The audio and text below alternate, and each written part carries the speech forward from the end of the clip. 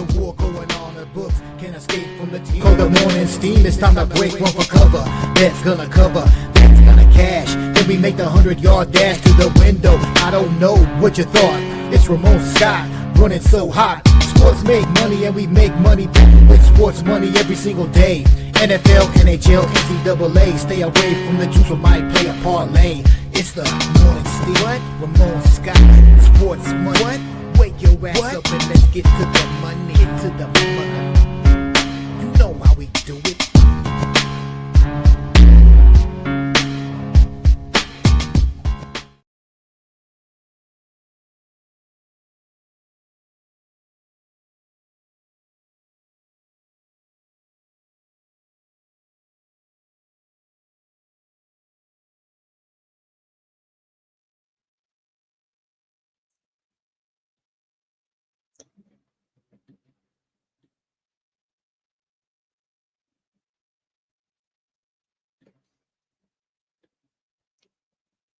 All right, and a pleasant good morning to you from the sports betting capital of the world, Las Vegas. This is Ramon Scott, and welcome to the Morning Steam Show here for Friday, sports betting weekend, June the 6th. We're ready for a great weekend of sports betting, but man, can't bypass big events from last night. What a game in the NBA Finals, game number 1. What a finish, what a comeback, and what a stunner by the Indiana Pacers to knock off Oklahoma City with an incredible comeback there in the fourth quarter last night. Did anybody see it coming? Oklahoma City wins 111-110 with that shocking loss at home, or Oklahoma City loses it, but Indiana wins it. Shocking win on the road.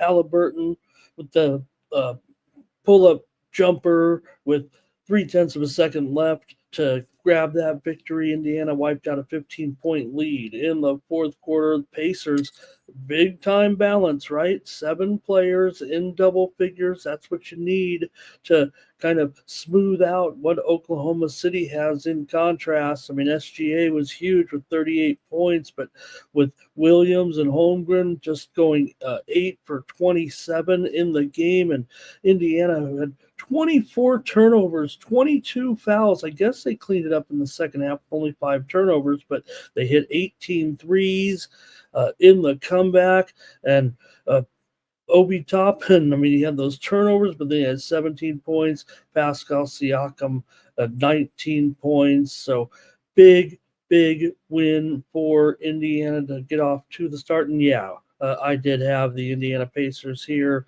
on the show yesterday, plus the points.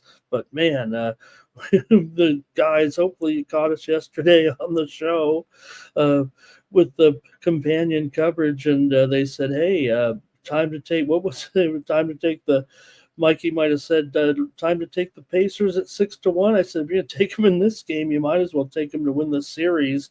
And that's what you get out there, at least with a 1-0 lead. It doesn't mean they're going to still win the series, but the equity that you'd have in a winning bet like that. All right, let me say hello to the folks. What a night. There we had a great night. Hopefully you guys did as well. Hey, I hit my big totals play over there at Tony's Picks with the total to go under in the game last night, and we had some props on the show too. I had yesterday Siakam over in his boards, Turner over in his boards, SGA under in assists. I gave out on the show. Caruso under in his assists, Jay Will under in his rebounds. So fun night there, and we're getting ready for a great weekend of action, including UFC this weekend here, our next companion show on the Sports Money Network. All right, Bobby Mack, start us off here, there, and Andrew talking about Sabrina there in the game last night, and our picks here. Daryl Turner, nice to see you here today. Glad to have you back around here. Crip Key, there talking about. That's what I said to Keith at the end of the show. Right? He said, "Boy, you don't see that kind of come back too frequently." And I said, because it was a 90. They guess was a 98% chance with that 14-point lead with 9 minutes to go. And I said, Keith, how do you mean you never seen that type of comeback? You're a Knicks fan. You've seen these Pacers do it. Joe W. Hello. Jermaine. Good morning. And Kripke says you haven't really seen OKC do that, right? But it's only going to happen when you're playing a, dare I say, elite team like Indiana. They're getting bagged on for their appearance here. And hey, even I was piling on saying, hey, this is technically one of the weakest seeded teams. I'm not calling, nobody's calling Final. Indiana weak, but if you just talk about what their record was in the regular season, where they came from to overcome this, finals teams just don't this low down. They just don't reach the finals quite. This is basketball. This is chalk city, right? As far as not just the individual games, but the championship teams, right? I mean, the NBA more chalky. Yeah, Boston. Hey, when things changed when Jason Tatum went down, right? Old E, good morning and hello. Daryl is loving the week at Paris, and we're in action right now. How I shouldn't talk about a great match here going so far with Musetti holding his own right on serve here right now against Carlos. I said lay the 7 games, but it would take a monster effort in the next 2 sets for Carlos to cover this game spread right now. And Carlos looks over at Musetti like, what are you doing to me? How are you keeping in this, not keeping in this match? But Carlos knows he's in a battle here right now. Will it be a match of stamina, and is it just a matter of time before Carlos puts the hammer down on him, or is Musetti the elite clay player? I mean, if anybody in this tournament or in the world right now has the biggest discrepancy among, and Musetti's hot. I mean, he's has moved up there quite high in the rankings, certainly with his great year. But if there's any player that was in the field or in the world that has a better discrepancy on the men's side than their regular, hard court or even grass compared to their clay court acumen, it would be Musetti, because of his skill set. Hey, we just had some steam come in right now, and let's pop off the show with a little bit of action here for you guys and see what you guys think of the games today. There's been some steam on the over with Texas and Washington. Oh, is it Patrick Corbin Day? It must be. The total is getting steamed to the over here right now in the game between Texas and Washington. Is Texas going to go over for once? Well, say for once. We know they've had overs, but you know what I mean. Still, this total is up to 9.5, heavily juiced to the under. There's some 9 overs, heavily juiced to the over right now, but you do have shaky starters nonetheless. Even if Texas doesn't go over here, we're playing in Washington. The scores are just a tad higher there, and of course you got Corbin and Soroka, not the all-star hurlers out there, but hey, the only one to blow a bigger lead than the Thunder yesterday was Atlanta and Arizona in that game yesterday. Let's get the Major League Baseball recap going right now, with the action last night and day games, heavy day games there. But how about Arizona? Hey, I had it all the way. I said take Arizona. Why not? I said, hey, this one's over. I got it wrong. Atlanta was crushing them, and then they came back from the 99th percentile with 7 runs in the top of the 9th inning, and Arizona defeated Atlanta yesterday. We did have a winner. I'll sheepishly say yesterday that we had them. The Braves also led 6-0 in that game. They led 10-4, obviously, and blew that one. So, speaking of blowing it, man, I thought I had a winner over there at Tony's Picks yesterday with Kansas City and St. Louis under in that first game. But Ian Herrera, 2-run home run, and the game ends up going over as St. Louis beats Kansas City in game 1. I lost that doubleheader. Mikey says, "Hey, we don't bet doubleheaders. Don't bet doubleheaders."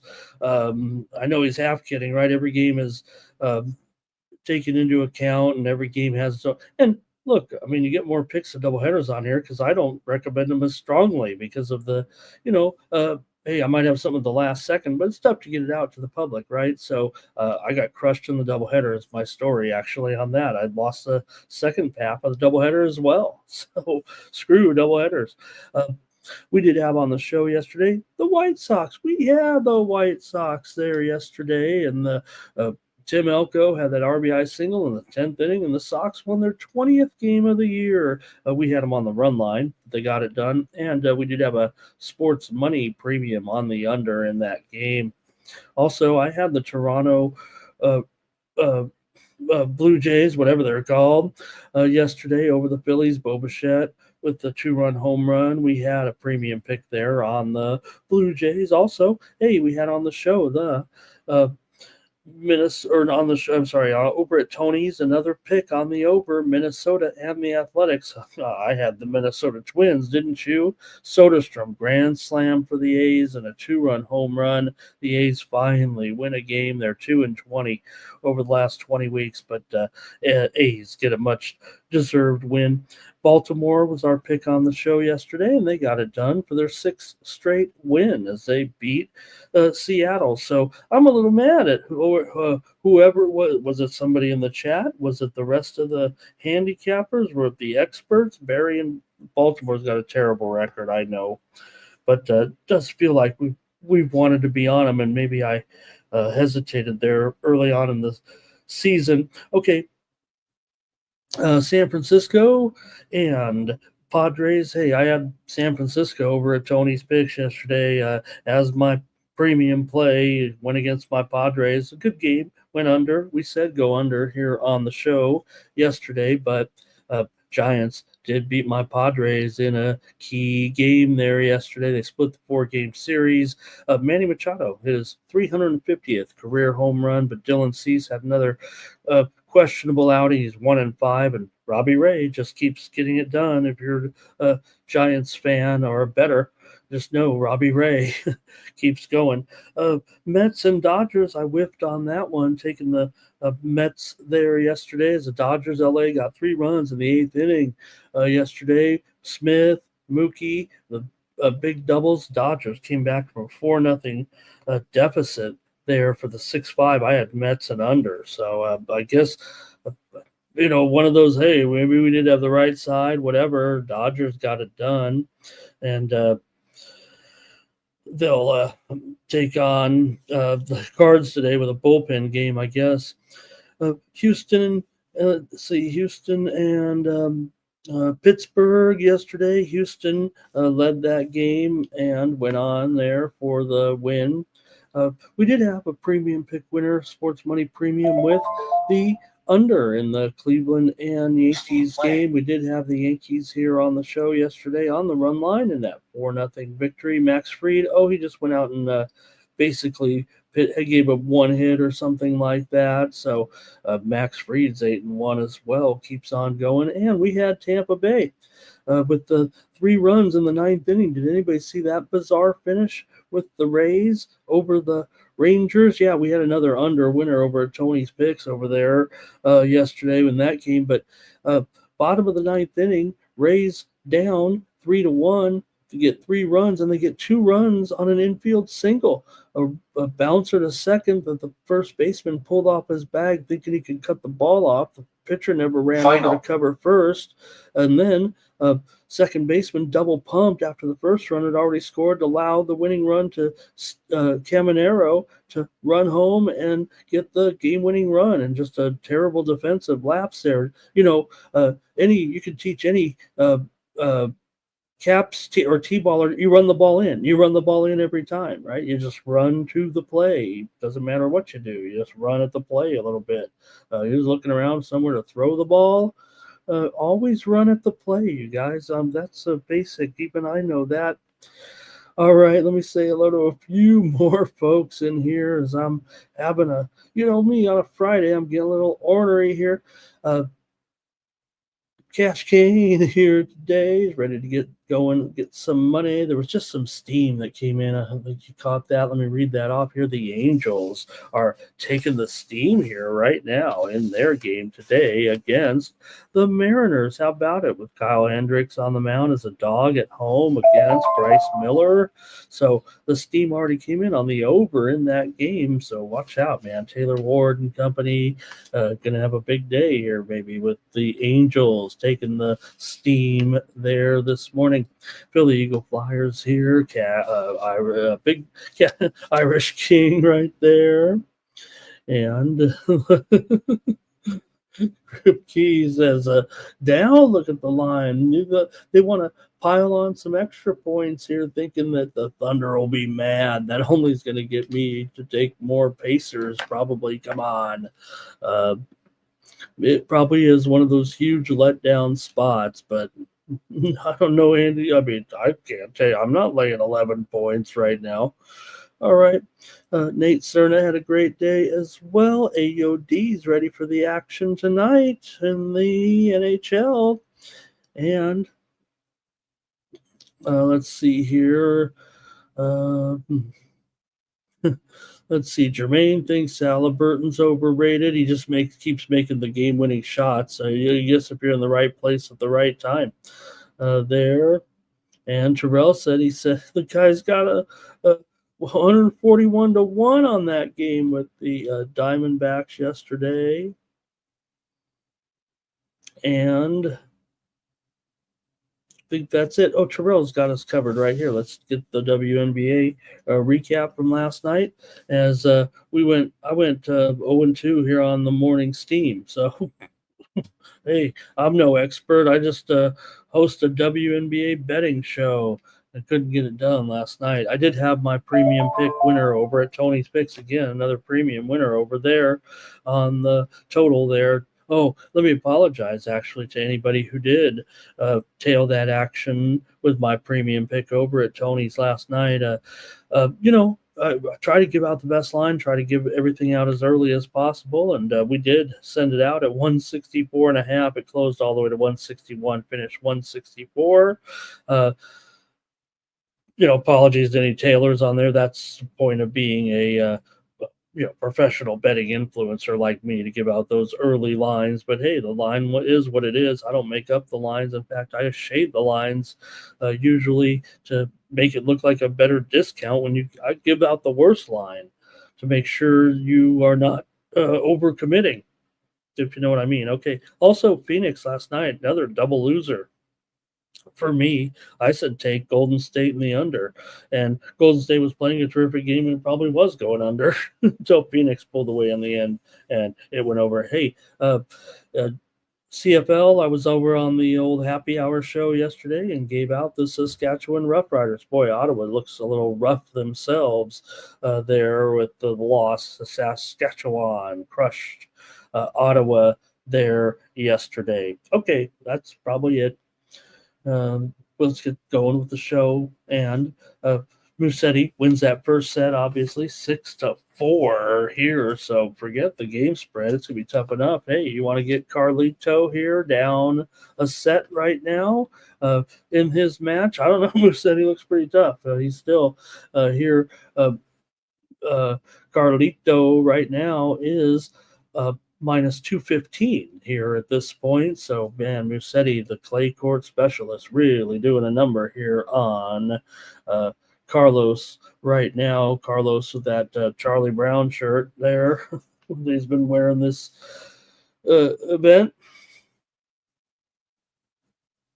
All right. So we'll see. He'll probably come back. Hey, everyone, if you want to get more picks from me here every day, you can go over to winnable.com/Ramon and get more action from me from the world of sports betting. This is how you support me here on the channel. Let me get the commercial up here. And go over to winnable.com/Ramon and subscribe to my premium picks. Hey, the picks are getting a little thin here with our schedule, but you know what? College baseball is heating back up here with the super regionals. You know how well I've been doing with college baseball, and I'm going to give you some picks here in a little bit on college baseball and more. But if you want my timely picks coming to you 30 minutes plus, right up to game time, subscribe over at winnable.com. This is how you support me here on the show and get more plays from me, more content. More content is what I like to say, right? Just 50 cents a day when you subscribe for 1 month and use the promo code STEAM over there, and send out, hey, hope. And also I got a free subscription over there as well. And did anyone was anybody up and awake when I was today watching little footy in the middle of the night? And we did give out last night. Hopefully you were on board with me with my premium pick. It was a little bit close call there, but I did have the Brisbane over Adelaide plus 10.5 there last night in a pretty exciting game between two of the top three teams in the AFL. Friday footy was a thriller here with Adelaide was able to get the win 68-63. Their low scoring game, but two of the best teams went at it. It was a good game there. So, hey, we're having a good day so far. Look at these markets here blasting off today. I guess everybody loves a little riff between the world's most powerful man and the world's most richest man. Who won? Who won? Did we have a spaces for Trump and Musk last night? We needed one. And they'll probably kiss and make up by noon today. So I don't know. I already cashed in and out of the Tesla move. All right. Let's see who else is here and get going here. But, hey, gang, don't forget, check us out here this weekend. We've got the UFC coming up on Saturday. Make sure you're with us on the show. But, hey, if you want to get a preview, not right now, you guys. Let's do the morning steam show. But before we go off tomorrow, and of course, this week's event is one of the big ones, UFC 316 here. We're in Newark, New Jersey this week for Dvalishvili versus O'Malley 2. And you can catch our preview of VB MMA picks. Today, we've got a preview of that bantamweight main event. And should be a good one. Probably, not necessarily the fight everybody wanted to see, to see this one again. And, we got Merab here, nearly a $3 favorite, but O'Malley's a wild card, right? I guess anything could happen. So check out the preview there. And we also previewed the Patchy Mix Mario Bautista fight. Everyone wants to see Patchy here, their boy, the guy's boy from Buffalo. So we'll see Mix, a former Bellator bantamweight champion with 7 straight pro bout wins. And of course, he beat Magomedov, of course, back in Bellator, and he's up against Bautista, who, underrated, certainly. He's won 7 straight as well, and previewed that one, so check it out there. VB MMA Picks is brought to you by SXBet, the world's largest blockchain betting exchange.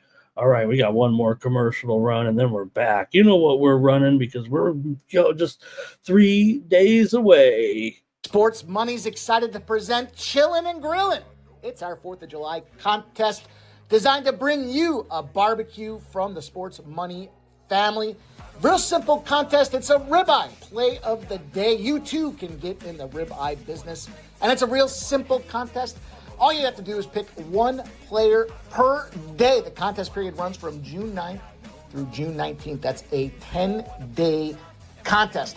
That means you pick one player. You'll see on the screen, Otani, RBI with the price and the book. You'll post that each day, 1 entry per day required for 10 total entries. And of course, you got to post it to the designated video. It's in the comments field that we want to focus on this contest. Entries, of course, must be in before the game starts. We'll tally them all up. When it's all said and done, we'll look at the best net gain, net profit generated from the RBIs. And the winner will receive the gift basket you see on the right, a gift card to pay for your barbecue fun. Enjoy the contest. Make sure you smash that thumbs up button and keep the comments coming. We'll see you soon.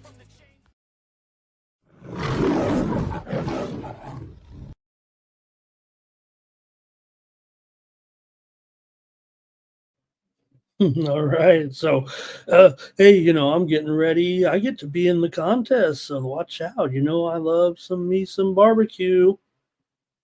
And I was like, boy, I wish it was going today with some of these batters. We saw Justin mention Ward in there, and how about some other guys today? I'll be ready to go with that. So hopefully you guys are going to take that seriously. And I don't envy Mike at all. It seems like I don't know. I would have just maybe put like a list. I'm not going to tell them how to. It'll be more fun this way to pick from anybody and pick some long odds, but I probably just would have put a list of like 10 guys if there was some fixed odds, make it a little bit easier. Mike's going to be up all night tracking these. Hopefully, we get a lot of people to do it, right? I mean, come on. You'd think we could have at least 30, 40, 50 people a day putting their picks in, couldn't we? What do you think, you guys? Do you think it'll be a good turnout like that, or do you think it'll be a little bit less? Do you think people will forget to put their plays in? So hopefully you're all down with this. It's going to be fun, right, to have something like that. And Mikey shipped you some hot barbecue sauces rub and a gift certificate to get your meat on. All right. Anyways, please subscribe to me over there at winnable.com. It looks like this when you call it up. This is more content from me just on your phone, you guys. And also get the free picks, okay? Just hit the subscribe button right there, and you get plays like that Adelaide play. You got my golf plays hopefully for this week. Hey, I'm live right now in the golf, right? I have Pendrith on our golf list this week. My golfers I faded Rory, right? I didn't have Rory on this list. I went with a couple Canadians, with Connors, with Pendrith. I have Bobby Mack on my list today. He's been okay. Saw him here just a little while ago. Alex Noren I have this week. I have Eric Cole, and well, I guess with my long shot Onishi, the man from Japan, I just took the wrong man from Japan. Onishi finished at 3 over, to third from last, and meanwhile, the other Japanese entrants looked pretty good so far in the event, including Hitsutsune also looked pretty good here, and one other guy shot a pretty good round, Kanaya there. But hey, right now they're in the golf right here, and Cameron Champ is tied with Thorberg Olafson. Chris Del Solar is up there right now as well, and Jake Knapp, Rasmus Højgaard, Shane Lowry. This is going to be a wide open. Feels like this is a great board. Whether or not you have a pick or not at this point, this is a pretty good board. I'm sorry, not a pick, but whether or not you win or not, this is a great board to try to fire on a little bit and get some prices on a medium shot. This is going to be looks like a little bit of a random finish here, the way things are going so far, don't you think, guys? All right, where did I leave off, man? I'm talking. Nobody wants that. Everybody wants. I guess my plays are so important here that we've got to get to it. But having fun talking about all the sports with you guys. JW talking about Coach I don't give a fuck here. That's what they've bin calling him. Dagenau. And what is it, Terrell, right? We've seen it before. We've seen it, but also we've seen it in different fashion though too, right? Sometimes that early lead, man, they guys were almost laughing at me for taking the Pacers here. I kept saying, what did I say on the show? The Pacers play like they don't know the score in the game. They're not even watching the scoreboard necessarily. They just keep playing. I said it twice. Said it in the first half. Near the end of the first half when they fell behind by 10. Said it again. The second half, they were still down by by double digits, but they just keep on going. And Daryl says it was these guys were like was Trump yesterday, Irish King, Kraken, and Euro baskets. I think we're all caught up and ready to go, man. We got to go. All right, let's do it here. Let's get to the hockey tonight and preview the game with the Panthers taking on the Oilers. Game number 2 here. And again, I'm not going to bore you to tears with any kind of a preview, any kind of we can hit on the personnel updates. I don't think there's much to talk about here now, but Oilers to have overcome. My only concern that everyone has talked about really was the absence of Zach Hyman coming in, and that's a pretty significant injury. But look, I think that in this particular game, it's very simple that there could be a kind of a similar game, I think, than this one, right? I mean, yes, maybe Florida needs a bounce back here, needs to steal one and get out of here with the win. Edmonton still has a massive home ice advantage, it feels like.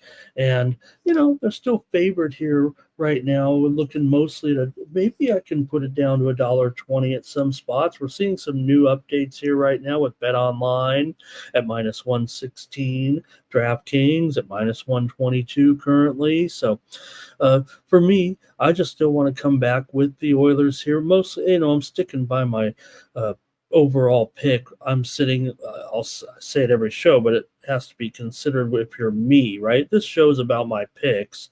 Uh, Want to give you the winners here, but you're not wrong to take Florida if you feel like they're going to win this game. And I don't know if I'm right in taking Edmonton.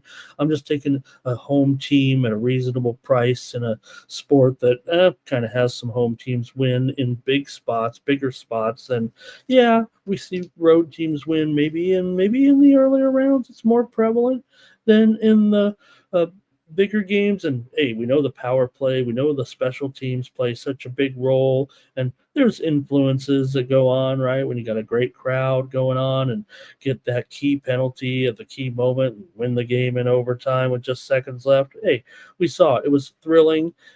Florida was great in the game too to come back and do a great job there, right? The back and forth of the 3-3 tie. Shout out to those of you that called. I called for the over last game, and we're seeing a lot of support for the under, I think, in handicapping circles here so far, but I'm not sure I'm buying it.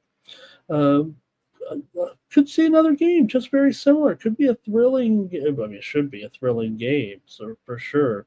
But you can get your picks ready. I don't know if we can even, break down the trends necessarily. Nothing much has changed. It's just a matter of the uh, dedication and motivation. I don't have any special insight to this one. Do you guys here? I'm just taking the Oilers. I'm on them in a future. I'm on them at 8-1 to win the whole thing. They lost last year, and remember, right after the finals, uh, there was a handful of teams all at 7, 8, 9, 10-1. Right? There were 8 teams basically that were kind of uh, favorites to win the title. You couldn't pick a team. So, Edmonton was on that team that, steaming off of the loss to Florida. Florida was up there as well, but so were several other teams. So every team had a pretty reasonable price. All right, Florida still has won 8 of the last 12 meetings between the two. Florida's gone over in 8 of their last 9 games on the road. Which kind of plays into what happened last game. Edmonton and Florida have gone over in 7 of their last 8 meetings against one another. So is it really going to be a big turnaround here between, you can say Bobrovsky can be very, very strong at times, right? But he has his moments too. The only thing that kind of made him better was to join a great team, right? Because Bob back in the day with the Jackets, right? Yeah, there was up and down Bob a little bit, but you get on a very strong team, and I don't know if Bob was ever going to be the number one. I think he was, but I mean.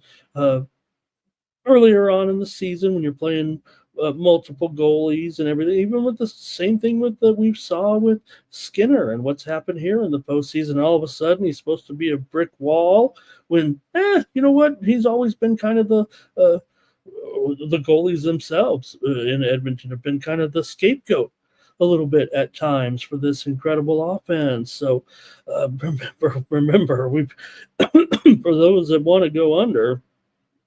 And maybe the type of game will change. Maybe because look, now that it was 3-3, it took a while to get a goal, right? So maybe we're going to just resume that. But it does feel like once one goes in this game, there seem to be more goals that follow, and you have explosive players. I mean, right, with Leon, with the game winner, with Connor, of course, but don't forget the way that Florida's been going here with Bennett, with Verhage, with uh, Kachuk and et al. For them as well. So, and you know who else has been stepping up for Edmonton is Wallman, for sure. And they've needed another guy with uh, RNH as well, but with a key guy down. Okay, let's go to the chat. Not very many comments here. I'm taking Edmonton because I'm already on the record for being on Edmonton. So, but I just think it's a great matchup. I'm sure. Uh, can the Panthers win again? Absolutely. Or can the Panthers win one on the road? Absolutely. Look at this. Andrew said I just took Carlos at now down to $1.50 here with Miss City still leading. And let's see, Philly Eagle Flyer here. What's he got under? He's going under here. Says this probably got to change a little bit here for Florida. Don't allow Edmonton to get going. Maybe they'll have to back it in a little bit. Maybe play more defensive. It's got to be hard if you're Florida. Wine time, hello. That's going to be it. Man, nobody likes this hockey game tonight. I know it is tough and it is scary, but I'm not afraid. I'm taking the Oilers again as my play here on the morning's team. Could it be overtime? Sure. Absolutely. It could be another overtime. And, those can go either way. Just at Edmonton, hey, that was a key moment in the game to have a penalty. So, all right. Trying to give it one more chance here, but unless we're broken, we've got almost 6 of you watching, but the chat all-stars are mum when it comes to the Stanley Cup Finals, game number 2 tonight. So I'll just roll with Edmonton here and probably have a pick on the total, though. Might be my stronger play. All right, I'm going to baseball then, if that's it for you guys.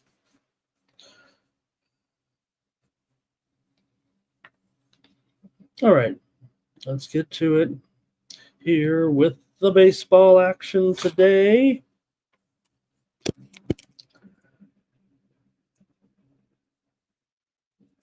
And I'm just updating the line here on the first game, pardon me, with Miami and Tampa Bay. I think there's been a little movement here. There has been, let me get this in here real quick. Some steam came in just a few moments ago as I was talking about the hockey game on the Chicago Cubs on their game today against Detroit. Wow. Could that be against Skubal? You've got Brown going. Could be okay. Brown's okay. But the steam coming in on the underdog here against Skubal today, would be a great series here this weekend with the Cubs and Detroit. I was kidding with the guys. I said, hey, these guys played in the World Series 70 years ago, the Cubs and Detroit. They actually, I think it's back. They might have played back-to-back World Series. 19. I'm good at this. I'm not even looking. I'm not 45 and 46. They played also in 1907 and 1908. I know that because I know all those 07 champions. That's 1907. You know that because it wasn't 2007. They've met 4 times in the World Series in the 1900s, early 1900s, and then in the 1940s, I think. All right. I'm type the line in here. I'm always so goofy on Fridays, and it's not even like this is a real job or anything like the weekend's coming up.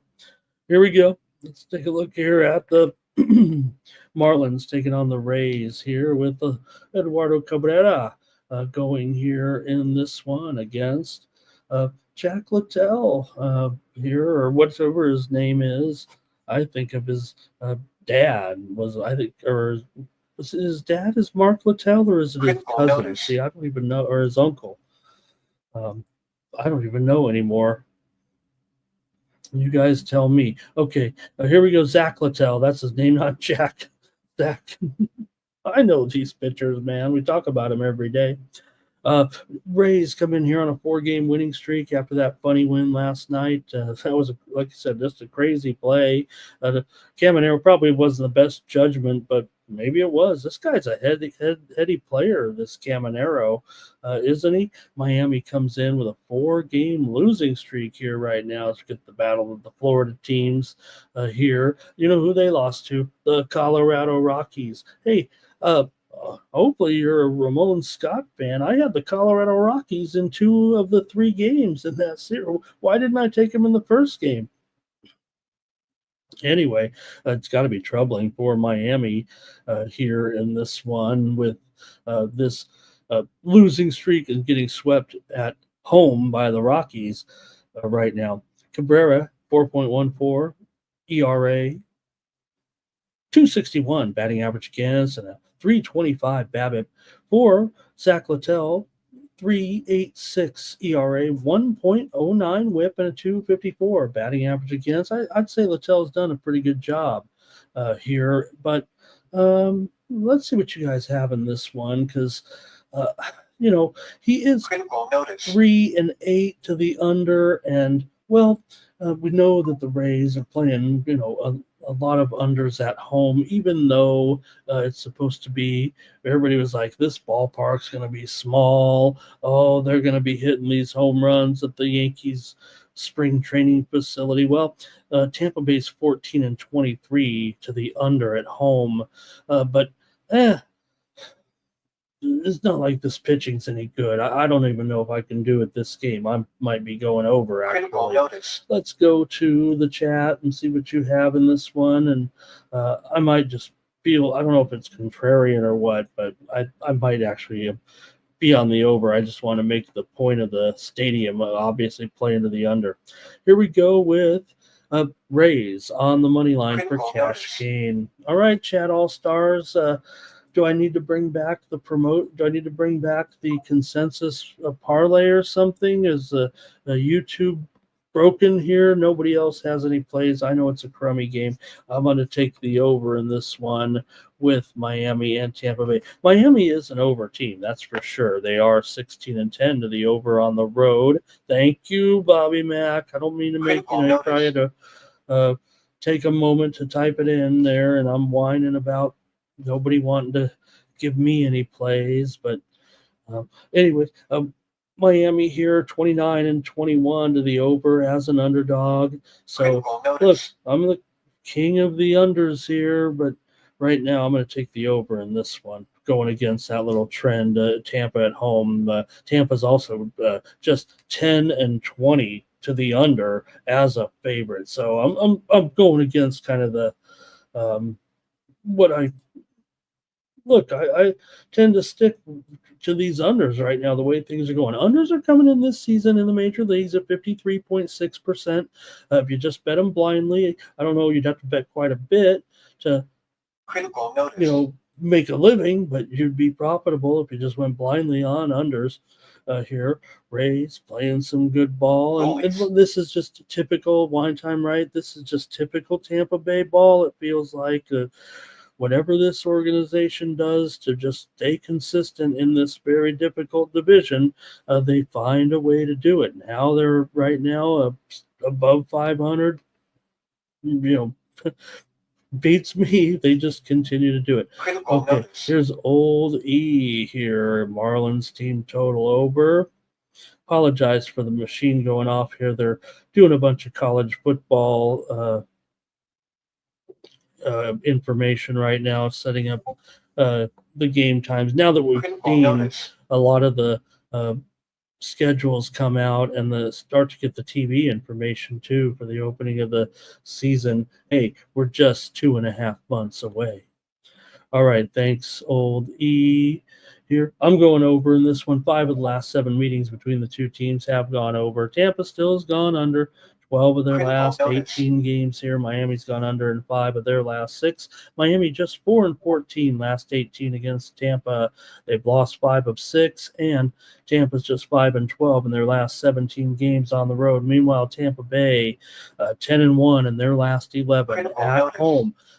Not the Trop, mind you. So there's a little something to when you have to go play Tampa Bay. Tampa's also won 12 of their last 15. Next up, the Philadelphia Phillies are on the road against the Pirates, and we've got uh, Joe Ross on the mound here. Wow, how about this with Ross here coming in?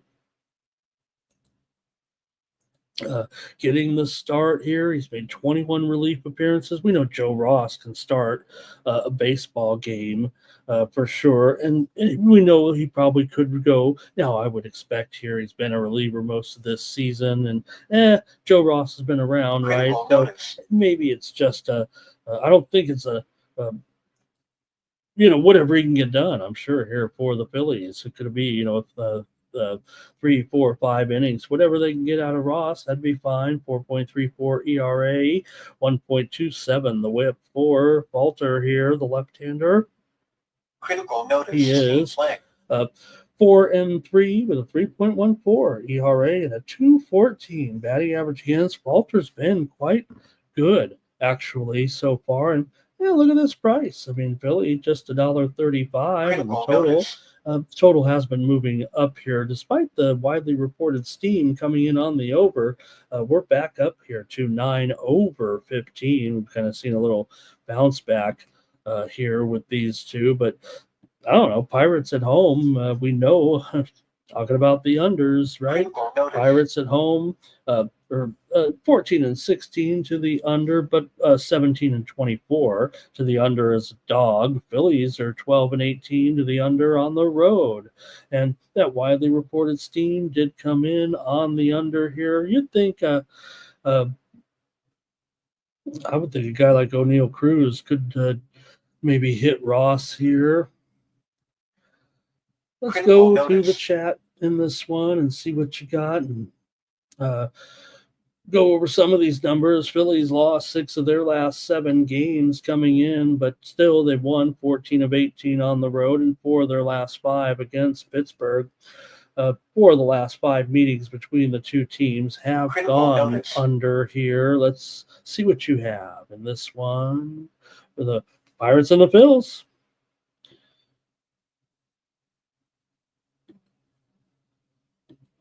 Here we go. And Cash Kane here is on the Pirates. First 5 here. I think Wine Time says he thinks that price, maybe that price is a little bit low on Philly. Is that what he's suggesting here? Gerald says his best bet is the Orioles -1 today. Thank you, Gerald, for stopping in and letting me know about that. Irish King says Tampa Bay, and that other. Thank you, Irish King. Appreciate that. So I'm going to take Pittsburgh actually in this game, plus $1.10, $1.15, whatever it is. I'm going to take the Pirates today to beat the Phillies in an upset here. Look, can't compare the two teams right now. Philly's much better than Pittsburgh here, but whatever reason here, maybe Philadelphia can get up for this against Pittsburgh, but look, they're sending out a marginal starter here at best. I love Joe Ross. I'm not going to mistake him here for any, I don't think he's going to jump in the rotation and just start to be the man the Phils need in there right now. But they need him today, and they might need him a few more times. But Falter's been pretty good. I'm probably going to need a little bit of luck here at the end and try to avoid, giving up something that Philly lineup out of this bullpen, but Philly's bullpen is just as bad as Pittsburgh's, right? If not worse. Both of them are about 4.5 ERAs here, so I'm going to take a little bit of randomness and probably could get a better price, but that's why it's my free play, and I'm going to take Pittsburgh here on the money line. All right, next up, Texas is at Washington. Patrick Corbin Day here, and I'm the Patrick Corbin apologist here, right? 3.71 ERA, 2.49 batting average against. His numbers are pretty okay for sure for Corbin here. You could trust him more so at home probably, but still the Texas just 4-6 with Corbin on the mound so far this season. For Soroka, 6 starts. 5.81 ERA and a 1.22 WHIP, 292 BABIP coming in. So I don't know. Corbin's probably the better starter here, and well, they are favored, but come on, I don't think that Texas right now is anything special. These two teams practically have identical records right now. What makes Texas better than Washington here at this point with a starter that's 2 runs worse on his ERA? Texas comes in having lost 3 games in a row to the Tampa Bay Rays. That's a better team certainly than Washington for sure, but Washington had a little bit of a rough time there with the Cubs, but the Cubs are pretty good. Let's go to the chat though and see what you got here in this one between Washington and the Rangers. Want to mention some steam came in, mentioned that game between the Cubs and Detroit. Well, right after the steam came in on the Cubs, the steam came in on the under in that game with Chicago and Detroit. It was 7.5, but man, we're seeing 7 flat, even 7 unders here right now. Maybe it was already 7, but it was 7 over here, but a move to the under here for sure between the Cubs and Detroit. All right. We are seeing a little bit of movement here right now. A steam move just came in moments ago in the NHL game, and it's on the under with Florida and Edmonton. We're not seeing it too far-reaching market-wide, but the line service did send it out. We're just seeing a few trickles here a little bit. The 6.5 under 25s are they're turning into minus 30s at a few spots, and there's a few rogue books that are starting to go to 6 over 25. I don't know if this is going to be very far reaching. I'm not panicking here at this point, but for those of you, and it's a pretty popular total today, I think the under is preferred by, I don't know if I want to say average bettors, because we know that average bettors still probably going to like the over, but for those maybe sophisticated handicappers are liking the under, right? So anyway, a little bit of a move there on the under in the hockey game. Okay, let me continue on though with my Corbin and Soroka analysis, because this just can't wait. Texas has lost 8 of their last 9 games on the road, but they're still a favorite here. Pretty disrespectful of this Washington team, and maybe the moves coming in on Washington a little bit here. Washington hasn't been anything special, but Texas has lost 4 of 5 as well.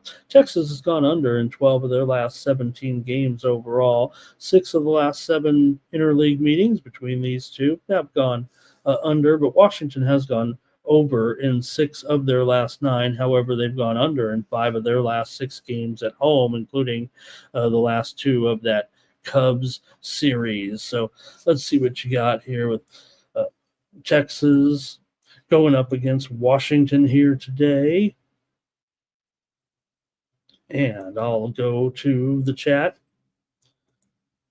and see what you've got here in this one. Thank you to the chat all-stars, picking up the pace here a little bit, or picking up the slack.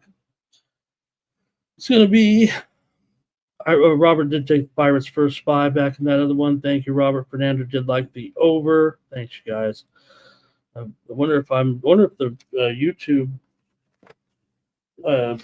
responses are slow, or if it is actually the responses from you guys. I want to look at the community leaderboard. Is what I want to do. Jermaine is leading the community leaderboard right now with Terrell and Old E there. Andrew, I'm sorry if I say the different name sometimes. I don't know everybody's other name. I don't know why that does that, but Wine Time, Cash Kane, Bobby Mack, Nate Cerna, Daryl, and Crip Key are the top 10 on the community leaderboard right now. That's cool. Nationals first 5 here, maybe for Cash Kane, and Irish King likes the Washington team total over. Here's Fernando going under. Might be, the old Texas, right? Texas under situation here. I'm having a hard time finding my way to the under here a little bit. I kind of want to stick with the Texas theme here, and I feel like the books are kind of they might be urging an under here a little bit, but the widely reported steam came in on the over in this game, like I said. And the total right now, 9 over 15. Let me see. Hey, everyone, like this video, subscribe to our channel, Sports Money, here on YouTube, the fastest growing sports betting channel on YouTube. We've got 6 dozen of you watching right now, and we'd appreciate it if you take a moment to hit the like button here. Mikey says, I don't say it enough, and he says that we don't get as many good views on our show because we don't say it enough. All right. Let's see here. Oh, Fernando, Phillies game to go over there. Thank you, sir. And Bobby Mack, Rangers first 5 here. And Andrew's outside doing the garden work. Wow, you guys are awesome to have me talking sports while you guys go about your daily routines. That makes me feel awesome. Okay, I'm going to take Washington here. I kind of want to use Washington as a premium, and I do, kind of have an opinion, pretty strong opinion on that total, but I'm just concerned right now. A little bit of, like I said, the market saying one thing and the steam went the other, and I like it pretty strong. So let me just take Washington here in this one. All right. And Nuke is on the Oilers tonight in the hockey game. Thanks, Nuke. Yeah, we did go over it. I'm with you, Nuke. I'm with you. I think it's a look. I don't have as many premiums right now in either at Tony's or on the sports money premiums because you know what? These are tougher games. That's why premiums are kind of games. Yeah, you could have a premium. You could have a premium in any game you want. I know that, but I mean, to really have the strongest of opinions, usually it's got to be a game that's just like your random game. Doesn't mean I'm not going to bet a little more because I'm betting a big Stanley Cup game. Okay, the Diamondbacks are taking on the Reds here with Eduardo Rodriguez. So you're going to get Rodriguez here going in this one for Arizona. Arizona's having to piecemeal it a little bit here. It feels like with the pitching here this weekend, but Eduardo returns to action here tonight from that shoulder injury. He did pitch in the Arizona Instructional League, or whatever they call it nowadays, the ACL league. So really good sign. He pitched 73 pitches in his last outing here I'm seeing right now. So that should be good enough here. Was having some struggles here for sure this season, but you figure Eduardo can get back on the beam here a little bit. 7.46 ERA. And I'm sorry I skipped the Red Sox game, you guys. I realize that now, and I'll come right back to it. only the Red Sox and the Yankees. I'm sure you guys are yelling at me in the chat, or maybe you're not at this point. Let me just get this game out of the way here. They're at the same time, I think, or close. So, okay. Anyways, Lodolo here, 5-7 or 4-4. The Reds are 5-7 with Lodolo, 3.1 ERA, 2.39 batting average, 1.1 WHIP. So we'll see if we get a healthy Rodriguez here. This Arizona offense can certainly do it here. I would think today this total sitting there it might even be higher than this right now. 9.5. Kind of some places have some are juiced to the over, a little bit juiced to the under. So probably 9.5 flat here, but unless Eduardo comes out really looking sharp. I mean, Lodolo at home, I don't know. Let's see what you guys have in this one with Arizona going up against the Reds today. Arizona's won 6 of the last 7 meetings between the two teams. Cincinnati's lost 4 of their last 5. Arizona has won 4 of its last 5 and gone over in 6 of their last 8 games overall. Reds have gone under in 9 of their last 13 at home, and 5 of the last 7 meetings between the two teams have gone under, including 4 of the last 5 here in Cincinnati. But I don't think it's going to be like that today, actually. But I'm going to take Arizona, I think, here at this price right now against Cincinnati here. Right now, Arizona 500 club. Reds are, just a couple games shy of 500 here, but I'm going to take this Arizona squad today with Eduardo. Want to see him get back on the beam here. Look, all I can do is speculate that he's ready to go and okay with 73 pitches off a shoulder injury, and Lodolo's been okay. He's been good, but let's see what you got here in this one. All right, Cash Kane likes the over here. Andrew's on the Arizona with me. Irish King says, take Cincinnati, you're going to get doloed. And I think that's going to do it for you guys in the chat on that one. Let me go back here. I've got to preview the game between just the Red Sox and the Yankees, you guys. No big deal. We wouldn't forget about them, would we?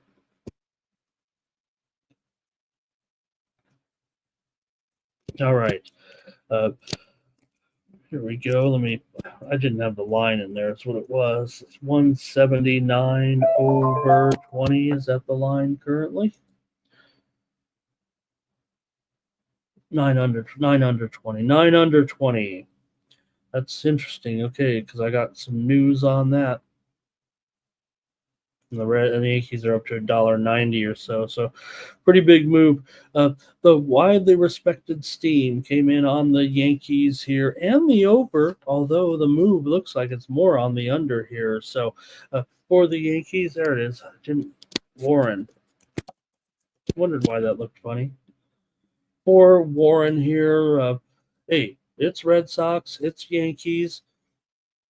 Look, I don't see much of a problem here with wanting to consider the underdog. I know that, we're struggling right now, Red Sox fans, 4 games under 500, but hey, they should smash here, I would think, against the Yankees, or, well, maybe cover the run line. Red Sox here with Buehler. He's 4-3 with a 4.44 ERA, 2.95 the BABIP. Will Warren, 3-3 record, 5.19 ERA, 2.46 batting average against, but a 3.41 BABIP. Warren has shown some signs of inexperience here, I would think. Yankees are just 6-6 with Warren on the mound. The Red Sox are 6-3 with Buehler starting so far this season. So let's hear from you. Here, Red Sox have lost 5 of their last 6 to the Yankees, and the Yankees have won 12 of their last 14 games. Boston's lost 8 of their last 11 coming in, but Boston did win against the Angels last time out. They lost that series. Yankees won that series from the Guardians with that 4-0 win. Yankees have gone under in 15 of their last 20 games overall, and the Red Sox have gone under in 8 of their last 11. 6 straight meetings between these two teams have gone under. Boston's gone under in 5 of their last 6 on the road, and 4 of the last 5 meetings here in Yankee Stadium between the two teams have gone under. The Yankees are 11-19 to the under at home. Both teams steady unders here, but the widely reported steam came in on the over, made it go up to as high as 9 over 20, and now we're at 9 under 20 here. In fact, I think the line did have a 9.5s out there as well. And I'll tell you this, to me, ticket count is all on the over here pretty much. So here we're getting the weigh-ins here. Some of these UFC. Is it happening? No, it's not now, is it? Okay, give me here I'm going to check the run line, but I think I just want to take the Red Sox here and figure they go in and have a great series with the Yankees. I don't know how it's going to go, but we see Carlos here. Has he just taken this second set, you guys, or is he? I'm sorry, I was getting into the show here a little bit, but I know he's coming back here. But we're in a good match. Obviously, Carlos ain't going to cover any game spreads here. It looks like. Give me the Red Sox here on the run line minus dollar. What 35 maybe here, or even lower in this one. But man, ticket count is heavy on the over in this game, and that's a lot of trending to the under here. Let's see what you got. You guys are going with this one for sure. Gorky, your transparency is appreciated, sir. I don't even believe you if you had a bad record like that. And Kelly took the Reds against Arizona there. Gorky's ready to go tomorrow and win big. And I know I failed us, Gorky, in the CFL there. I think with my pick on the show, everybody in the world was going over, and I said, go under. I like the under. Ottawa's not going to score. And they did do a good Saskatchewan still got the money there. Okay, let's see here. Cashin says, don't forget the Yankees, Ramon. What are you going to do? He's taking the Bronx Bombers here. And Terrell says, take the Reds, take Cincinnati here. Maybe Terrell and I, we could do a recreation of WKRP. He could be, I could be Dr. Johnny Fever, and Terrell could be Venus Flytrap. Although I might come across more as Les Nessman, right? Here's Terrell here, and Terrell Fernandez on the Yanks. Terrell says Ellie De La Cruz did leave the game because of a death in the family. Oh, that's awful. And let's see here. I don't know if I have the information on that actually right now, but we will look into that for sure. Yeah. Thank you, Terrell. Irish King likes the Red Sox here. And Alcaraz trying to get this win here, up 6-5, serving for the set. Thank you, Gorky. And Andrew going with me there on the Red Sox. All right, I guess that's it for that one. Let's take a look now at the Astros taking on the Guardians, the pair of left-handers here, going with Gordon here for the Astros. And he's up against Allen for the almost said the Tribe. So for Colton Gordon here, he's got a 5.95 ERA, 0-1 record in his 4 starts. So the Astros are 3-1. He's got a 339 BABIP. Pretty high numbers here for Gordon for sure. The widely reported steam did come in on Houston here. In fact, Houston is clearly the favorite in this game now. Let me update that. I typed these in at about, I don't know, must have been midnight Eastern maybe. After the show last night, maybe an hour after the show, went out and got a bacon cheeseburger, and they forgot the bacon on it. And you know me, I mean, that's going to set me off. All right, 130. I'm going to call 130 here for the Astros. Man, I was going to play the Astros as a premium. This is how I work, you guys. The Astros are going to become my play here on the show is what's going to happen. I don't know if the Guardians were ever going to be, 120 or whatever I had listed there, but I'm rewriting my line on my sheet because that's a huge move, and I don't know what to do now. That almost makes me want to come back on the dog, but let's just call it like it is. See how you got it. Logan Allen here, 4.22 ERA, and he's got a 3.22 BABIP as well 3-3 record, and the Guardians are 5-5 with Logan Logan Allen here.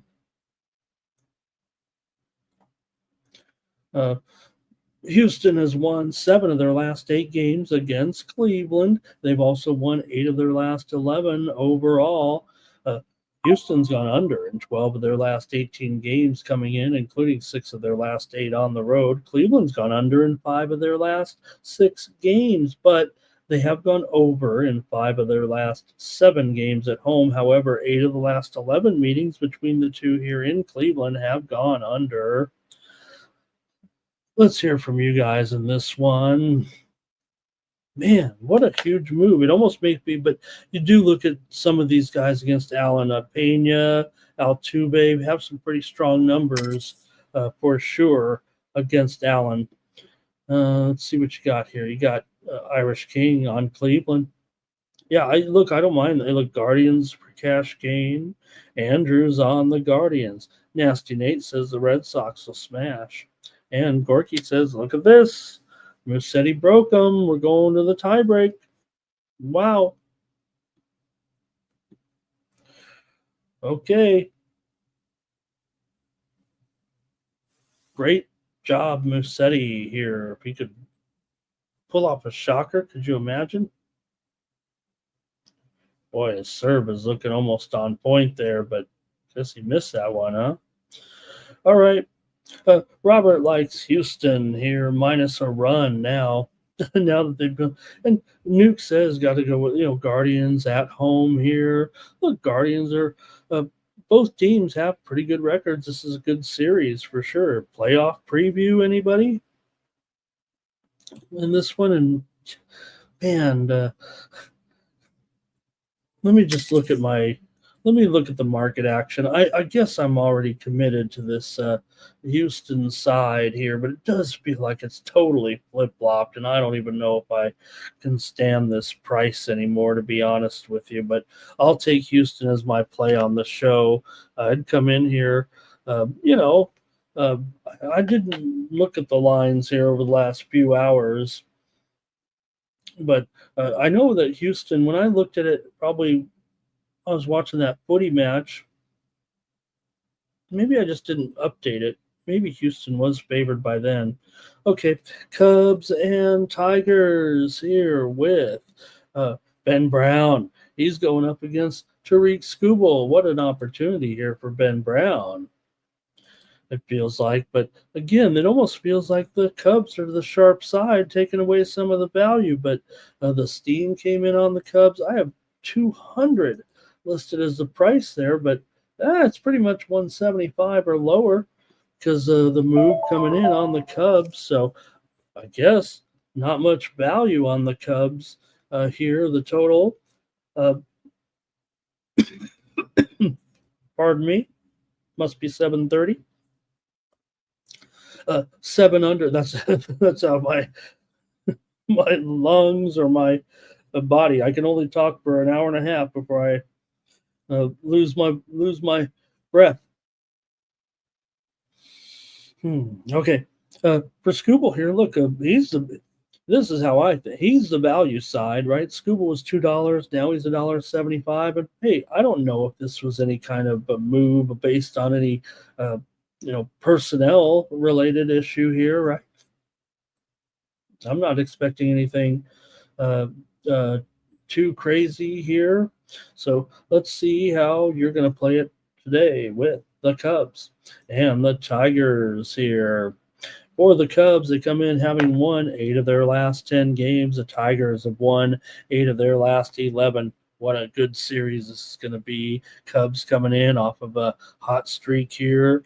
Well, they did lose a game to Washington, but for Detroit, they're coming off a pair of games that they lost to the White Sox. Well, they went 2-2 against the White Sox, but Cubs have won 6 of their last 8 on the road. They've won 5 of the last 7 against the Tigers here. 10 of the last 15 games for the Tigers have gone under, including 6 of their last 7 games at home. The widely reported steam came in on the under here, as well as the Cubs. Cubs have gone under in 5. of their last 7 games. Man, this run line is just too high for me. I want to take the Cubs so bad, and now they've lost all the value. I'll probably just make them my free play here on the show, is what I feel like doing. Let's see what you guys have, if anything, here. Here is Cash Kane says Tigers first 5 and also first 5 under. Andrew's on the Cubs. 9 Legacy says Guardians money line. Hello and welcome to Jimmy here today. Nice to see you and thank you very much, Jim, for stopping in and saying hello. I'm taking the Cubs here in this one. I wanted to even consider them for a premium here, maybe today, but or even on maybe some security on the run line. But I'm just going to take them on the money line here now as my free play. Robert Dixon, like the Astros, first 5. Nice to see Robert today. 9 Legacy, Cubs money line with me. We're trying to beat Tariq Skubal here. 9 Legacy and I and Andrew. Next up, Royals taking on the White Sox here. Seth Lugo on the mound is going up here against Martin in this one. For Martin here, let's take a look at the numbers. Davis Martin, 3.67 ERA, 260 batting average against. The White Sox are 2-9 with Davis Martin on the mound. But hey, White Sox, like I said, they won a couple games against Detroit. Things are looking up. Here in this one, Lugo, 3-5 record, 3.45 ERA, 1.15. The whip, 250. BABIP. Kansas City is 3-7 to the under in Lugo's starts, and they're 5-5 overall with him on the mound. Kansas City's won 7 of the last 8 meetings between these two teams in Chicago, and Kansas City's won 10 straight against the White Sox overall. But I don't know. I kind of want to give them a shot here. White Sox have still lost 8 of their last 11. Kansas City's gone over in 6 of their last 9, including 4 of their last 5 games on the road.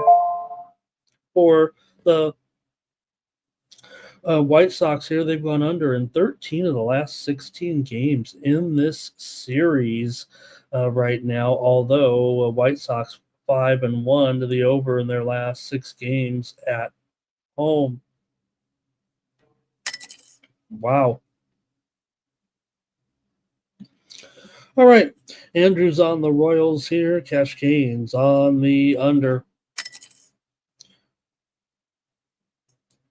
And I'm about to do it. I feel like I want to get on these White Sox today. It's almost what I want to do here. The widely reported steam did come in on the White Sox, pretty much taking the value out of this. Let me see what it is right now. It's all the way down to $1.50. You see all these sharp sides, right? I mean, look, if you like some of these favorites, look, I might be going against them here. I want to take the White Sox. I don't even think the run line's even acceptable for me here. Okay, minus $1.35. I will do it again. I'm just going to take them on the run line here. Still got to realize how bad they are, but I'll go White Sox run line here. I know that Sally has a pretty much smashed Martin, but I'm going to try the White Sox. But here's the thing. The Royals are the value side. For anybody who wants to take, the better team on the road, I get it. Robert's going under here. Andrew says Carlos got that tiebreak win, and look at it, 7-6 in that second game right now. So we're going to have some exciting tennis here.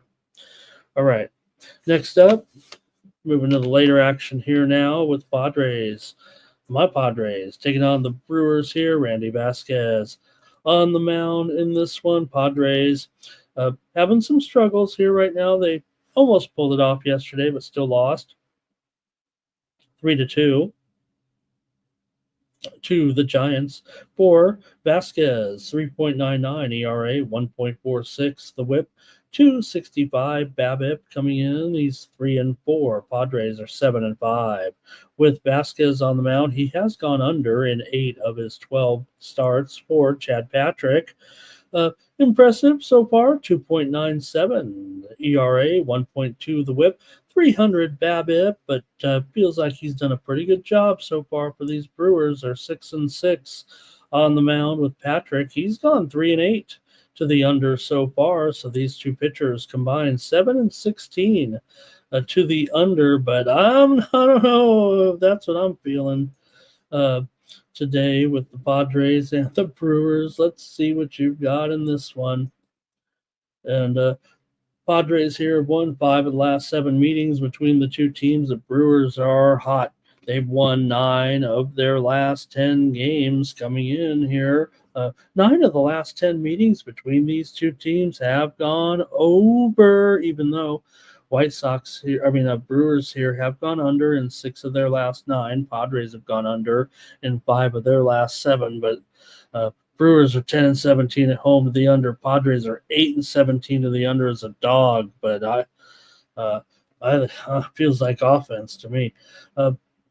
Let's see here. Right now, the total is at 8.5 over 20. And the total and Brewers there about $1.45 right now.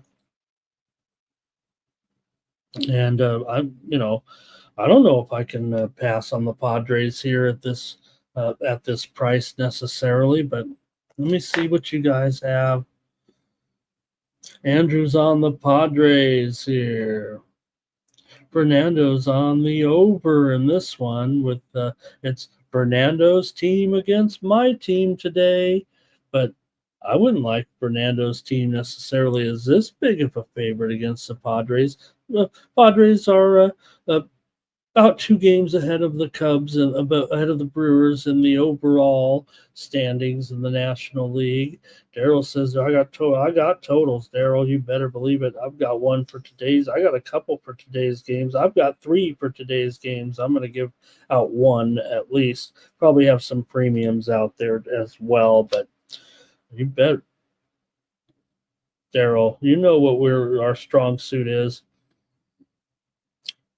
9 legacy on the Brewers. Fernando says it is too high of a line to trust the Brewers against this Padres team. But the Sharps are taking the Padres, and they haven't actually been great in this spot.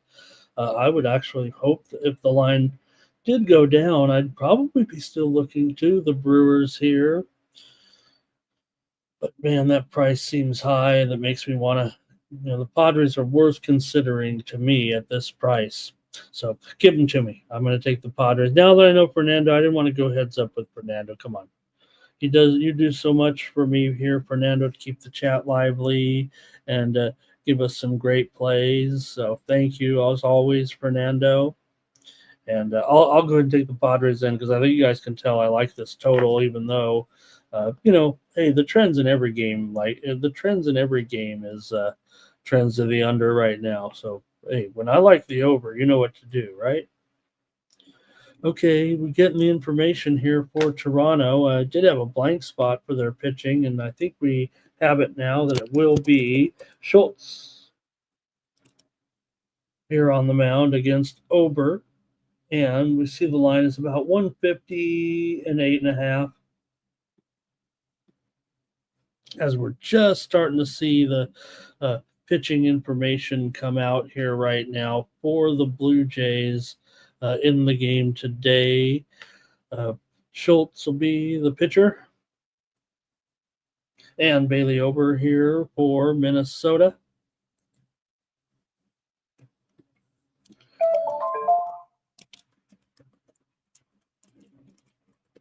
All right, let's see if we can get the lowdown here on good old Paxton Schultz.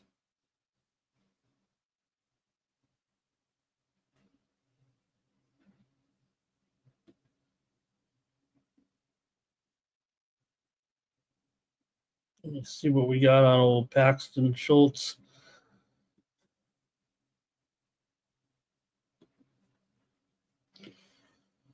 All right.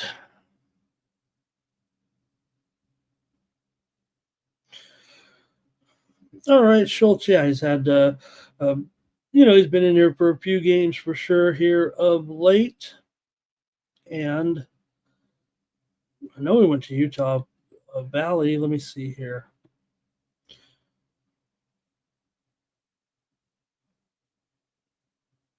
Okay. Oh yeah, that's right. Look, he did have that major league record with those 8 strikeouts, most strikeouts by a relief pitcher in their major league debut earlier this season. That's right. I remember that now.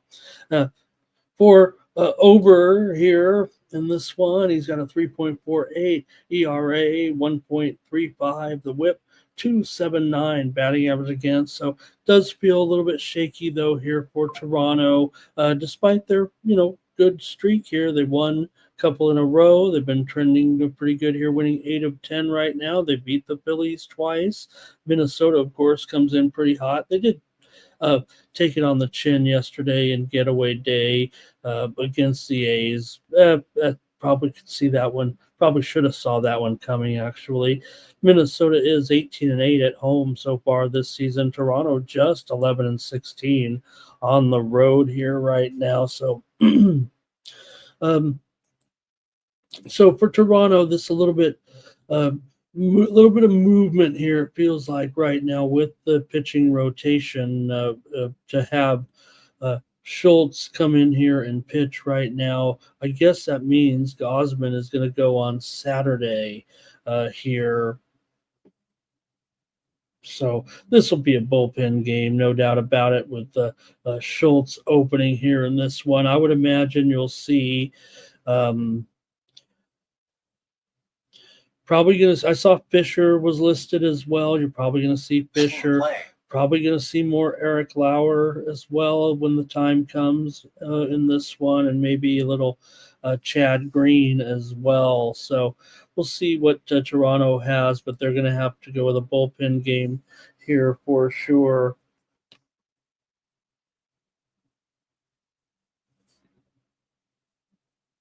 Okay, it feels like right now. Let me go ahead get your opinions on this one with Toronto and Minnesota. For the Blue Jays here, they've won 7 of their last 8, 8 of their last 10. They have lost 6 of their last 8 games against Minnesota. Minnesota's won 11 of their last 13 games at home. 5 of the last 6 meetings between these two teams in Minnesota have gone under. Toronto's gone under in 5 of their last 6 on the road, but they've gone over in 6 of their last 7 overall. A lot of back and forth here on this. Minnesota's gone over in 5 of their last 7. Let me go to the chat. Just feel a little bit like not a great spot for Toronto here, it feels like. Here we go with Andrews on the Blue Jays here. Says Carlos is winning these points all of a sudden.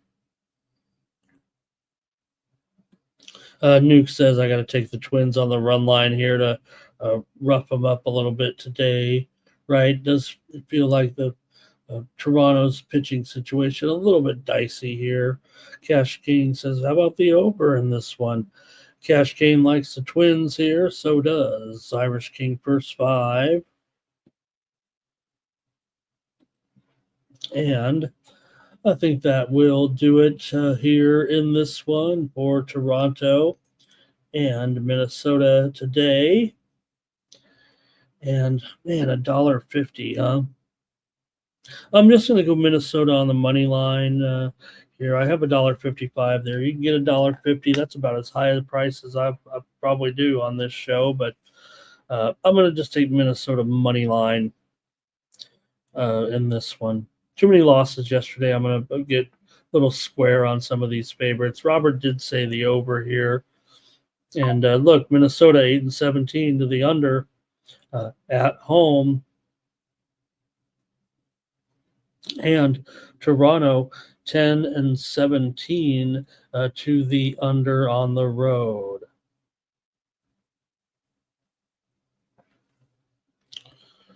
All right.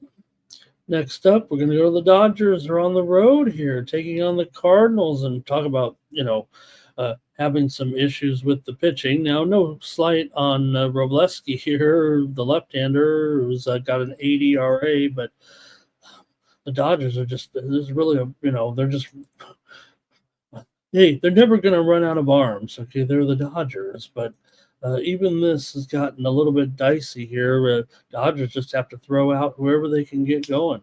Robleski's made one start here. He's got an 80 RA, 280 BABIP. He's only had 2 appearances so far. We know he's been around them. He's been on the big ball club before. He's going up here against Sonny Gray.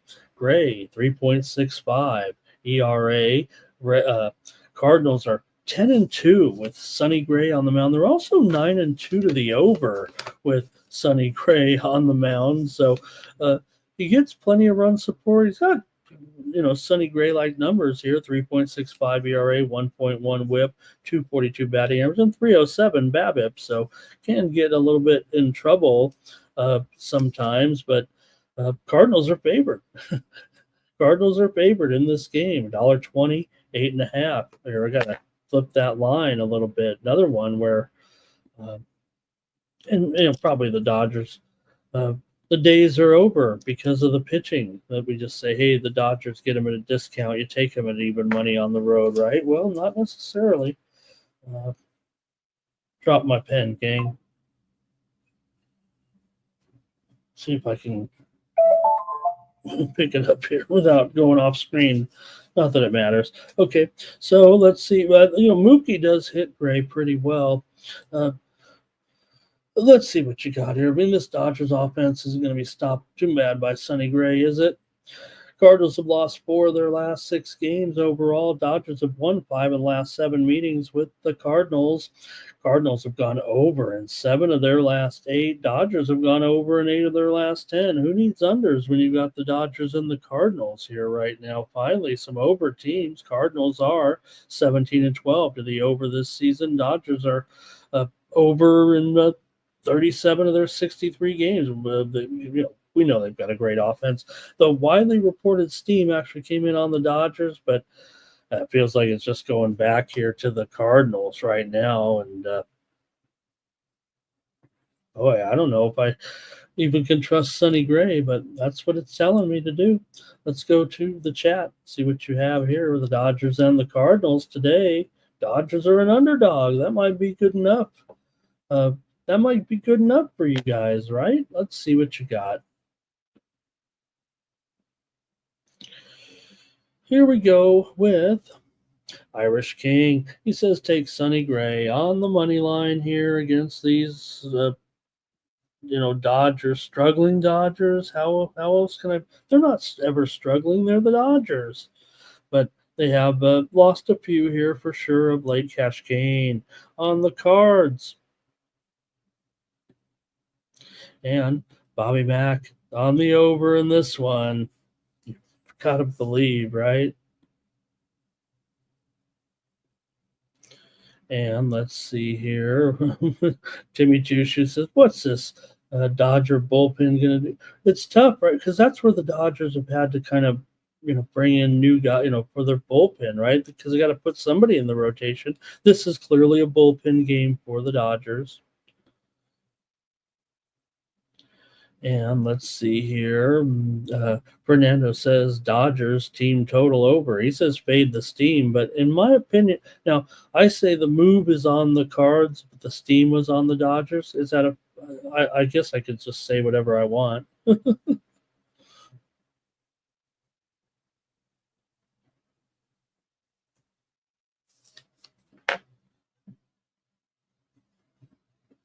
Okay, let's see here. Hold the phone.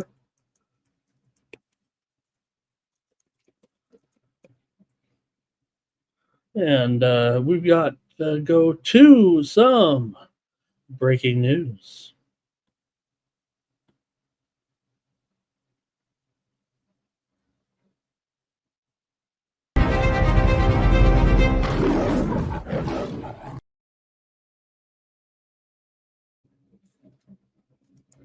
All right, breaking news here from the National Hockey League is the Dallas Stars have fired fired their another firing here these playoff teams. But Pete DeBoer was fired Friday after 3 seasons with the Stars. They never got past. They never got that chance for the Stanley Cup.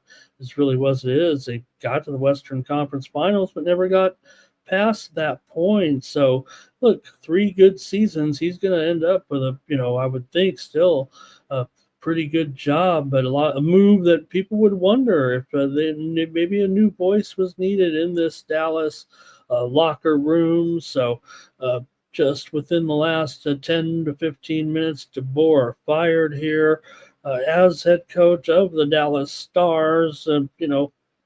As the coaching carousel continues right now in the NHL, they waited.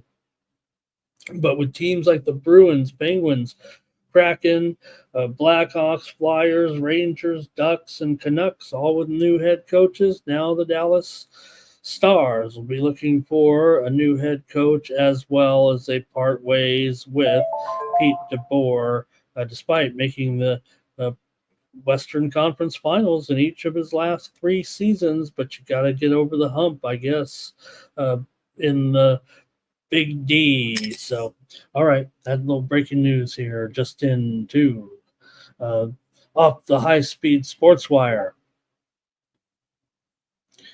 All right, and here we go. Spoons talking about. Uh, he says Robleski's going to go deep here in this one for the Dodgers. He's got high hopes here for that one. And let's see here. Fernando. Okay. Jimmy says fire Ottinger. Why not? Yeah, they'll need Robleski to get something done here. These Dodgers, man, it's just been crazy, hasn't it? I'll try the Cardinals here with Sonny Gray tonight. All right, next up, got the Mets taking on the Rockies here. And look, Mets are huge favorite here in this one. They've actually taken the widely reported steam here today. They are still down to they're actually down to $3. So another one where the steam is coming on the favorite according to my information, yet the line kind of favored the dog here, and why not? Come on, the red hot Rockies here right now going up against the Rockies are going to sweep this series too, probably.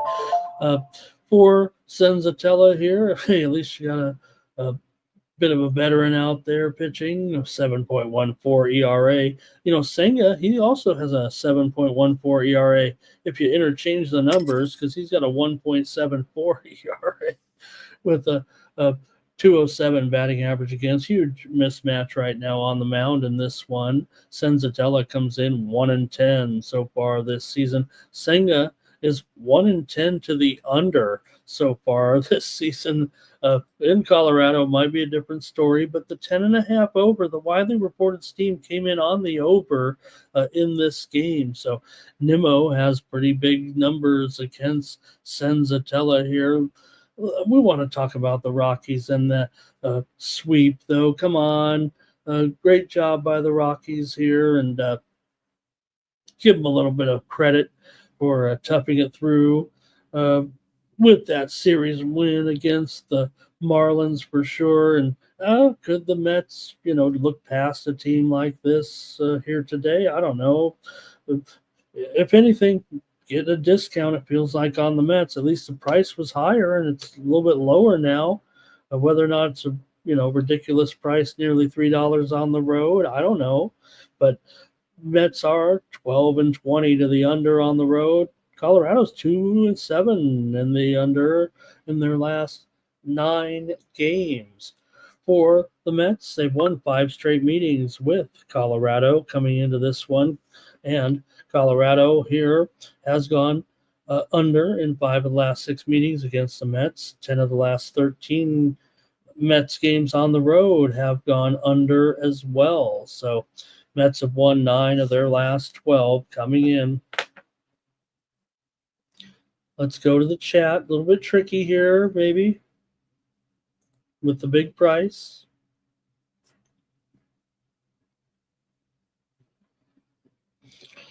Here we go.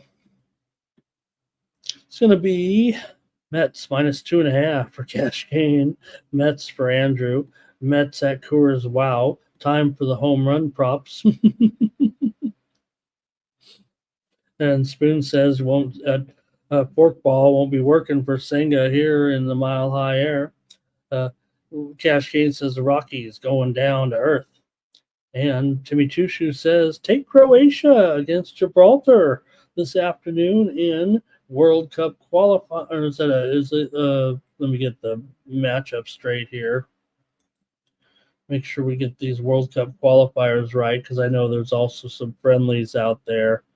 I know Timmy Chushu's not giving me a friendly on the show.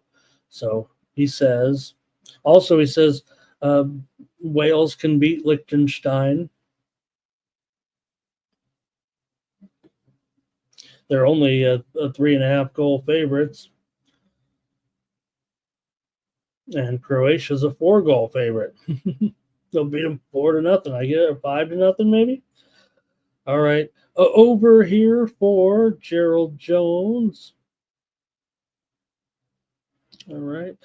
And what are the Mets minus 2.5? Do we have to go to 2.5? We can't find a 1.5 out there that's not under $2 or something. Oh God, minus $1.85 here in this one. Wow. I just want to pass. Hey, we never pass on this show, right? All right, I'm going to go under here with the Mets in Colorado today. Give me the under here. All right, maybe the Rockies will bust out of it. Keep going. They'll keep going. All right, over for Irish King. Thanks, Irish King. Under first 5 for Fernando. All right, you guys, great. Here we go. Man, we're taking our old sweet time here. Mariners and Bryce Miller. He's going up against the Angels and Kyle Hendricks here in this one for Bryce Miller. Here he has an ERA of 5.36. Hendricks has an ERA of 5.34. Coming in, Miller 2-4, Hendricks 2-6. Coming in, the Angels are 4-7 with Hendricks on the mound. Mariners just got swept by the Orioles at home. Those hot Orioles. Angels, meanwhile, won the series against Boston. They did a great job in that one, and they come in here as a dog. Hey, we know that they're not any better than these Mariners, but what the heck? Mariners have lost 8 of the last 11 games against Seattle overall. Angels here have gone under in 5 straight games at home. They've gone under in 8 of their last 11. The widely reported steam, though, did come in on the over here. You see the price on Seattle at $1.50. It's probably closer to $1.40. And the total has kind of crept up as well to 9.5 under. So there we go. We'll call it that. And I think I'm going to go over here. I'm not getting any bargain now, and I wanted to go over in the first place. So now that it's at 9.5, you grade me at 9.5. I'm just going to take the over between these two. And Racina figured out, says take the run line on the Rockies here. That's what you should be doing in that one. Irish King says both teams to score. I think in this one, he's got a Yerfie possibly here in this game. I know I mentioned Ward. He's got a pretty solid matchup for sure in this game against Miller. But I noticed I saw Rowdy Tellez has pretty good numbers against Hendricks here. So, all right, let's just division matchup, but I guess that's it for you guys. Let's move on. Let's get this baseball. Let's get this baseball done. We've got to put JP Sears in here. Here we go with this one. I don't know if Sears has officially been announced yet in this game, but I think everyone has him penciled in. So here we go, though. The Orioles come in on a winning streak, man. And meanwhile, the A's are on a winning streak as well of one game with that impressive win yesterday over Minnesota. Give them credit. But still, Dean Kramer comes in here for the Orioles. Got an ERA of 4.7, 1.38 WHIP, 278 batting average against. Orioles are 5-7 with Kramer on the mound. For JP Sears, A's are 6-6 with him on the mound. This is a toss-up. It almost is. These teams are closer than you think, right? The Orioles are 28-38 right now. Or let's see, maybe I can't read very well. 25-36. I was going off the top of my head. 25-36 coming in. Athletics 24-40 coming in. So 2.5 game difference, I guess, between the two. But Orioles are playing a lot better, obviously, right now than the Athletics, despite what happened yesterday. For Baltimore here, they've come in right now having won 6 straight, 7 of the last 10 meetings against the A's. Baltimore's won it. The A's snapped a 9-game losing streak with that win. 9 of the last 12 meetings between these two teams have gone over, and the A's have gone over in 7 of their last 8. But Baltimore is under City here right now, including 12-20 to the under as a favorite, 13-9 to the under on the road. I'm sorry, 11-20 to the under on the road.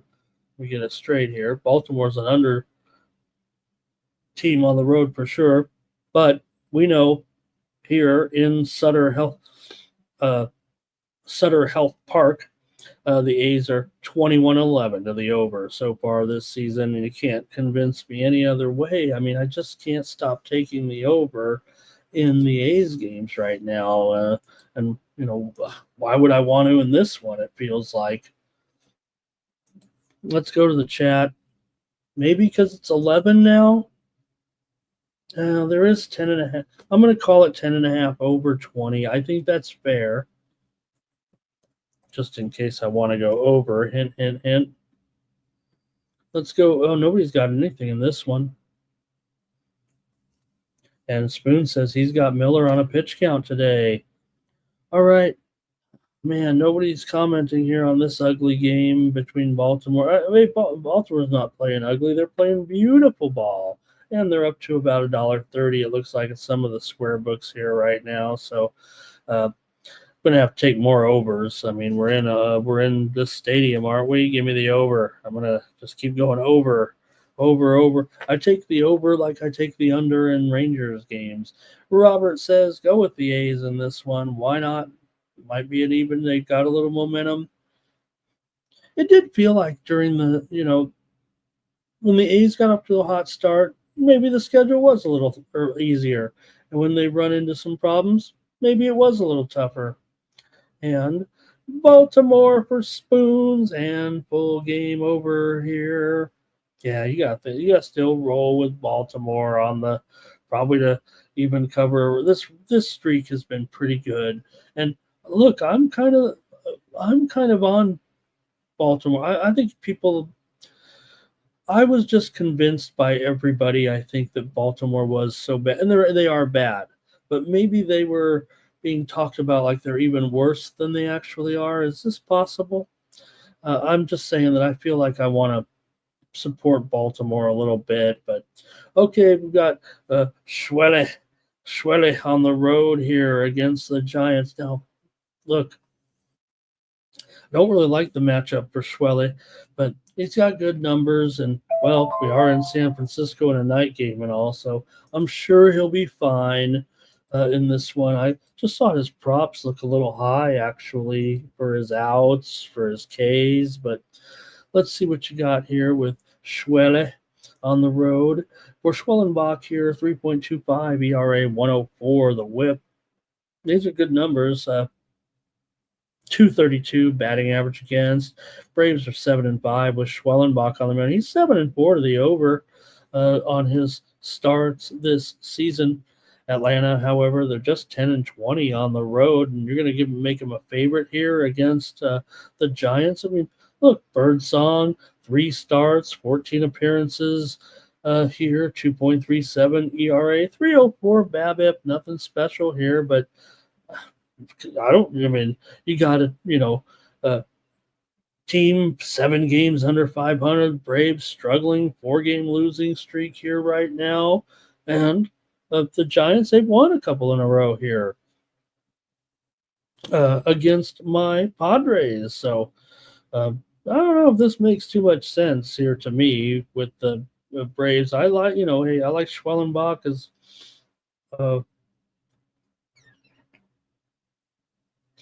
pardon me, gang.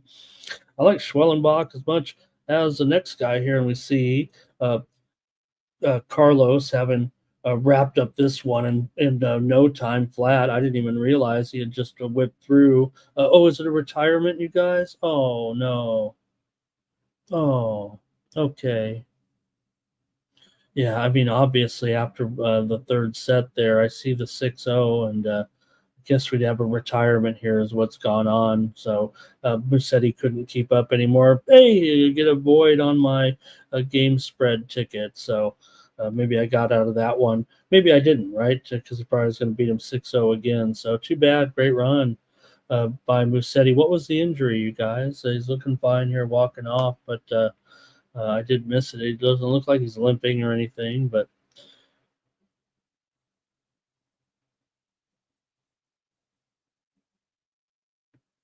fans acknowledging the great run by Musetti there, but wow, really disappointing there, I'm sure.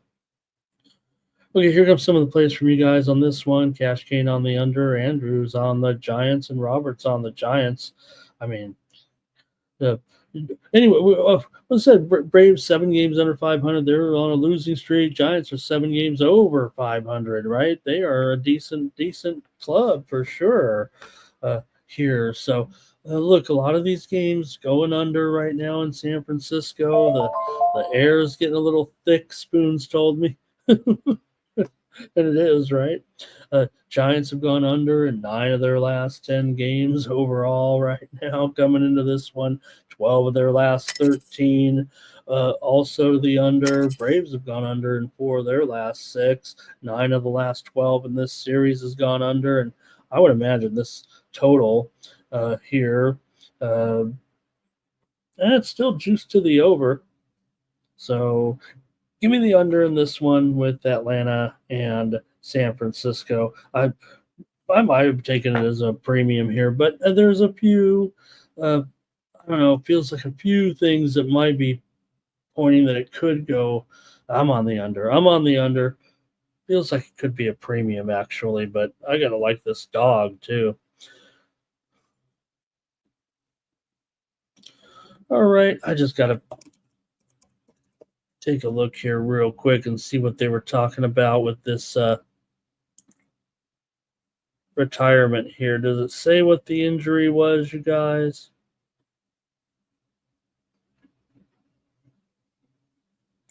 Yeah, I didn't even notice that set went 6-0 because we were talking about the show.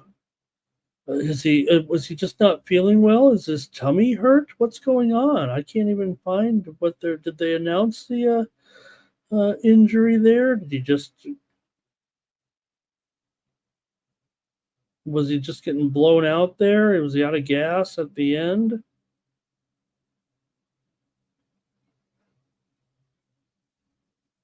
I can't find any report of what it looked like. All right, let's just move on. We got that's it for the baseball. We're almost done with the show anyways. I can look this up later. All right. I'm sure we'll have plenty of analysis here before the next match starts. Hey, next match cup with Sinner and Djokovic. Come on, you guys. I love Sinner as much as the next guy, but you're telling me that I can get Djokovic.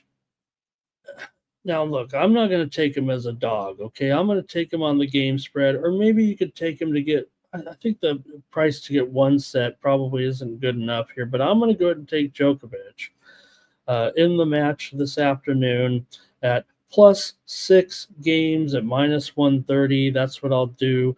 You're telling me, look, we're past the little injury bugs that were bothering Djokovic. We're kind of past the, hey, I'm going to retire soon talk for Djokovic, playing pretty darn good. I know he's going up against, Sinner, absolutely incredible right now on this run here.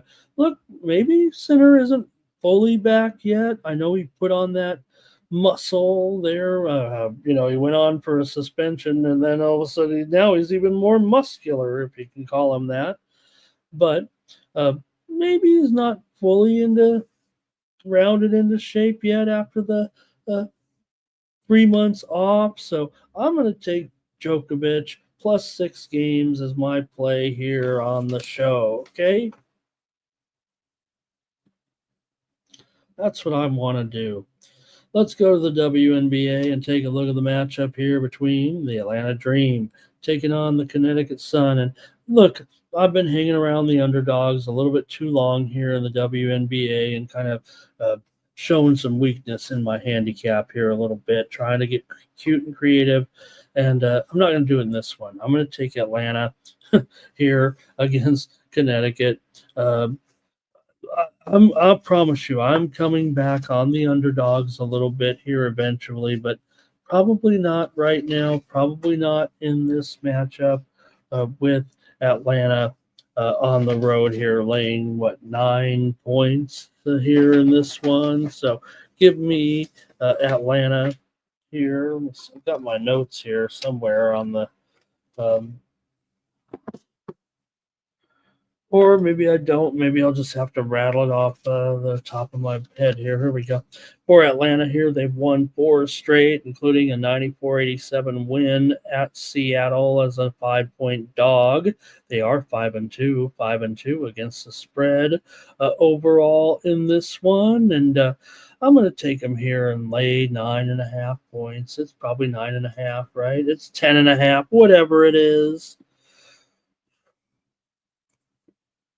It's pretty high. It is pretty high, actually. So it'll be my pick here on the show, I think. Hey, make sure you check out my WNBA show every day over there at the Tony's Picks YouTube channel. They call it the 2-3 zone. Thought we were going to see Indiana play a little zone there. They might have been there in a few spots, but I'm going to go ahead and take the Dream here in this one over Connecticut today. Right now, the Connecticut just lost 100-52 to the Liberty. Now, that was the Liberty, but this is Commissioner's Cup play here right now, and you got Atlanta coming in at this point. Look, pretty decent here after the win. That was not Atlanta's the only team actually. No, there's 2 teams, Atlanta and Chicago. Chicago still hasn't played the Commissioner's Cup game. Atlanta will play their first here tonight in this one. Okay, let's see if you guys have anything here. Atlanta for Cash Kane. Daryl's ready for some other sports. You know it. Cash Kane on the over here. Daryl likes the over in this one. And both of them, actually. Well, let's go to the next one with the Sparks taking on here the Dallas Wings in this one. And you have Dallas here right now. The Wings are what did I say? The Sparks and the Wings. Did I say it right? Sparks and Wings here. The Sparks are up to a 2-point favorite. Now, Paige Beckers, we did find out yesterday that she's going to miss one more game here right now. But, hey, it doesn't matter. Look at the total. Continues to go up like big time here in this one. Man, I get it. These 2 teams are very poor defensively, but I'm not sure the game is going to function like that. The totals I've been pretty good on. I know I flubbed them up yesterday a little bit, right? No, we had the premium there, and we had the premium winner on the total. It did sneak over in that Golden State Phoenix game, so maybe I should look at the side here. I don't think LA is – I'm an LA fan. I think they were overrated coming into the season, and I think they could still be overrated. They're only 2-6 so far. Dallas is 1-7. Yeah, Beckers is out, but has she really been a she's been doing a good job for sure, but she hasn't been tearing it up as a star rookie right now. I mean, that title goes to Kiki Ariafen, who was the rookie of the month uh, for the month of May. But for Dallas here, they've lost three straight. LA's lost three straight. Dallas lost 83-77 at Seattle, but they got the money in that last game. They are 0-3 against the spread at home. LA's lost three in a row as well. They're 2-1 against the spread on the road. They did lose against Phoenix, though, at home, 85-80. There, they didn't cover that one, that's for sure. So, for me, I kind of like Dallas here in this one, and I'm going to take the Dallas Wings to win the game. Come on, I'm taking Dallas here against LA today. There's nothing about LA that says when two bad teams are playing one another here that they're going to go on and, they've been the move here for sure. Dallas was a 1.5-point favorite. The move may have coincided with Becker's announcement, but the move didn't really come in before. So, look, Plum can have a pretty strong game here. I think Sims can be okay for sure as well. I would think Azura Stevens, although I thought she had, she did have a weak game last time, and I thought she was even, I don't know, she'll be fine today, but you do have also Tyasha Harris is on the still missing here for Dallas. She's a little bit of an impact player that have been playing there, and a tough matchup for Carrington against Plum here in this one. But I'm going to take Dallas tonight to win. Dirty Reg is here today. Hello, and he says take Dallas. So, and Nine Legacy says she is a factor. Yeah, no, good player for sure. Look, when you're on this bad Dallas team, I guess you're going to make an impact. But I really didn't see this coming. I thought Dallas, yes, I knew, I know about the changes. I know this lineup. But look, you've got Enrique. You've got Carrington.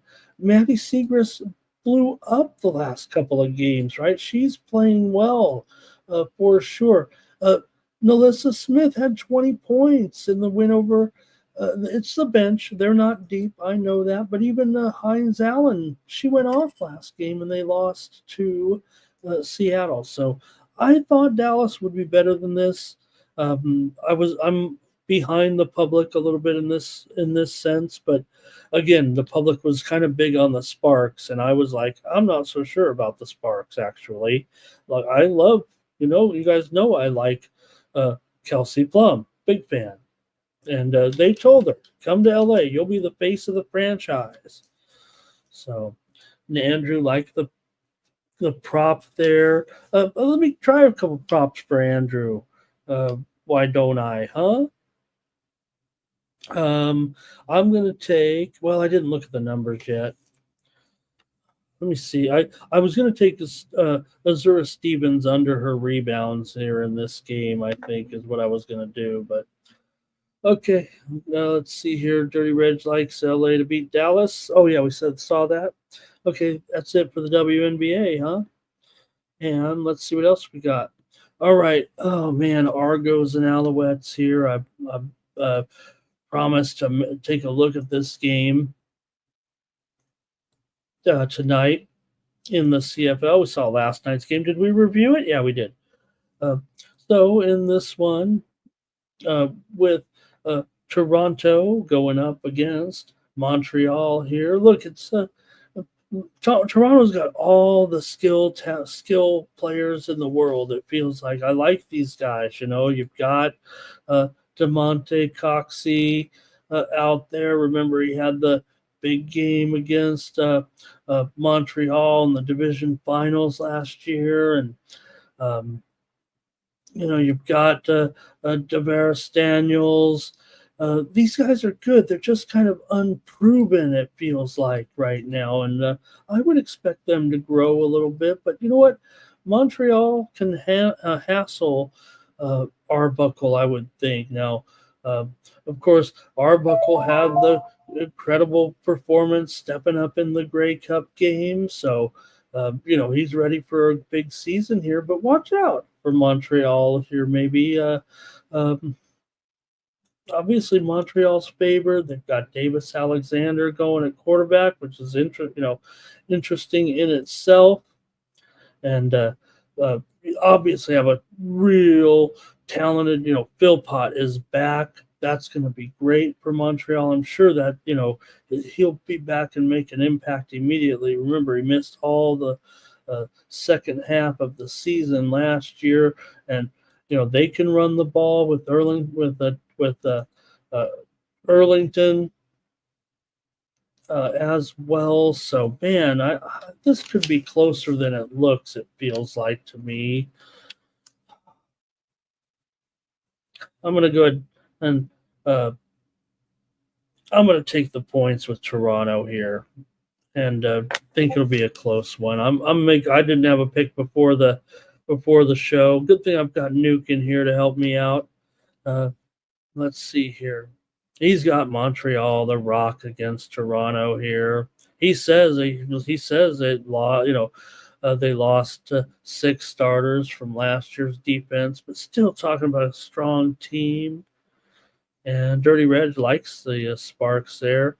Andrew says you gotta like Jake Knapp on the mound here, but you know what? Arizona's got a good pitcher as well. I would think this is going to be a low-scoring game. I hope Daryl's out there because I'm going to go with the under in this one. I think both staffs pitch well in this game, and I think we're going to see a pitcher's duel today in the first game up at the Super Regionals. It's at noon Eastern, 9 Pacific, in 40 minutes. Get your baseball, get your weekend started here. And I'm going to take under 10 runs in the game between Arizona and North Carolina. And that one's for Daryl, and I hope I'm right. The steam did come in on the under as well, but it was 10.5 a little bit, but it's still about 10. Other games today include Miami going up here against Louisville. Louisville's $1.65. The total is 13. I think we're going to have a premium. We're going to have premiums coming up. So please go over to winnable.com and subscribe. I think we've got Daryl in. I don't know if we do, but head on over to winnable.com and get more plays from me. We'll have premiums today, I know, in both the Miami Louisville game and also, I believe, Coastal and Auburn.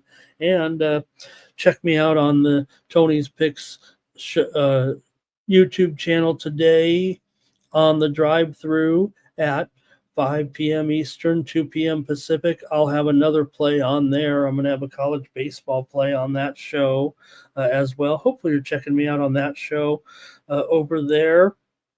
And maybe not the last couple of days. I haven't been too great. But check me out over at winnable.com/Ramon. Get more plays from me today. Thank you very much for that. What else, gang? Is that it for the show? I want to appreciate everyone for tuning in here. We're back tomorrow at 9 a.m. Eastern, 6 Pacific, more morning steam. Mikey Money's here today at 6 p.m. Eastern, 3 Pacific. Pre-gaming, get you ready for the primetime action here tonight. Cameron Champ leading by 2 strokes right now. And, man, like I said, gang, looking to gamble a little bit this weekend, you could do worse than finding a few spots. Look, listen to these odds right now. You got no superstars at the top of this list and making a problem for anybody, right? Rory, nowhere to, he's in there, but let me just tell you. So Cameron Champ, 2-stroke lead. He's 13-2 right now. Olesen, pretty good name, right? He's 15-2. Lowry, 9-1. He's 5 strokes back. Ryan Fox, 12-1. My pick to win, Taylor Pendrith, 12-1 right now, and he's kind of fallen off here so far. He has not even teed off yet today, and the scores are going modestly low here right now. Probably not as low as yesterday, that's for sure. Looks like Sam Burns, 18-1. So you got guys here at the top of the board too. Rasmus Højgaard, who is 5 strokes back now. He has almost completed his round, 30-1. here right now. So this, you could have some fun with this golf tournament. You could almost pepper the board here, like throw some darts on a few guys and maybe set yourself up in position to make a little money on a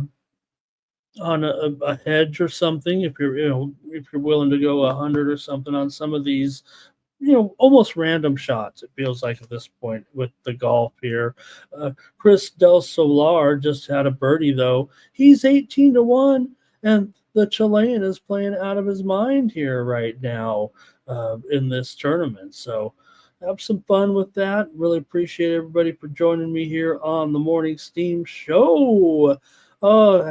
Robert, well, how about I am interested tonight. I did play some plays last night. I didn't put anything out there, but I really did well in CONMEBOL World Cup qualifying. So I might have to dabble in some here, maybe with some picks.